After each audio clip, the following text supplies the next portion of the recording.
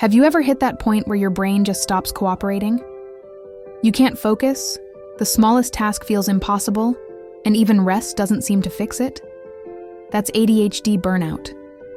And if you've been there, you know recovery isn't as simple as a weekend off or a long nap. ADHD burnout is deep, layered, and tied to how our brains process stress and demand.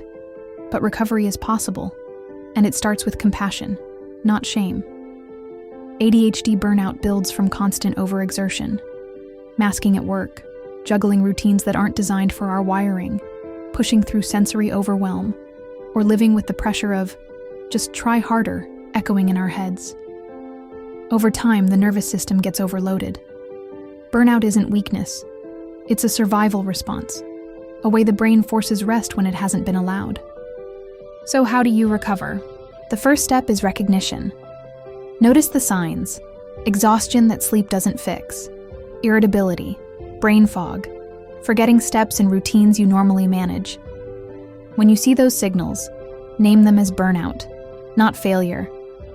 Naming it accurately is the first act of recovery. Second, give yourself permission to rest differently.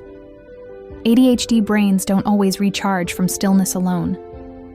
Rest can look like gentle movement, low-stimulation hobbies, listening to familiar music, or spending time in nature. Think of rest as active recovery, not forcing productivity, but giving your brain safe inputs that soothe instead of drain. Third, lower the demands temporarily. If your to-do list is 10 items, pick one. If your calendar is packed, cancel what isn't essential. For many of us, saying no feels like weakness, but in burnout, saying no is a medical necessity.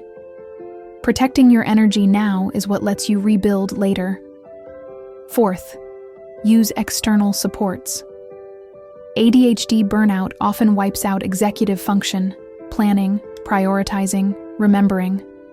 In recovery, don't lean on willpower, lean on scaffolding. Use reminders, alarms, lists, body doubling. Let the environment hold what your brain can't right now. That's not cheating. It's how you heal. Fifth, reconnect with safe people.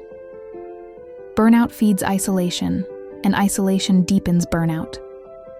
Reach out to someone who gets it, even if it's just to say, I'm tapped out right now. You don't have to perform or mask with safe people, and that safety is part of recovery. And finally, rebuild slowly. ADHD burnout recovery isn't about bouncing back overnight. It's about pacing. Add one supportive habit at a time. Regular sleep, hydration, gentle routines. Celebrate micro wins. Over time, these small steps restore capacity and confidence. Here's the truth. ADHD burnout will return if the conditions don't change. Recovery isn't just a reset, it's a chance to reevaluate. Where can you add more supports? Where can you lower friction? Where can you set boundaries before burnout hits again? Each recovery can teach you how to prevent the next collapse. So if you're in burnout now, pause, breathe, and remember this isn't forever. Your brain isn't broken. It's overworked. Compassion is the fuel, not shame. Take small steps.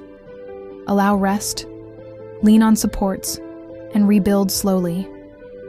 If this helped, you're not alone. This is Neurodivergent Coffee 5, daily reflections on ADHD, autism, HSP, and the messy brilliance of being human. Subscribe so the next one finds you.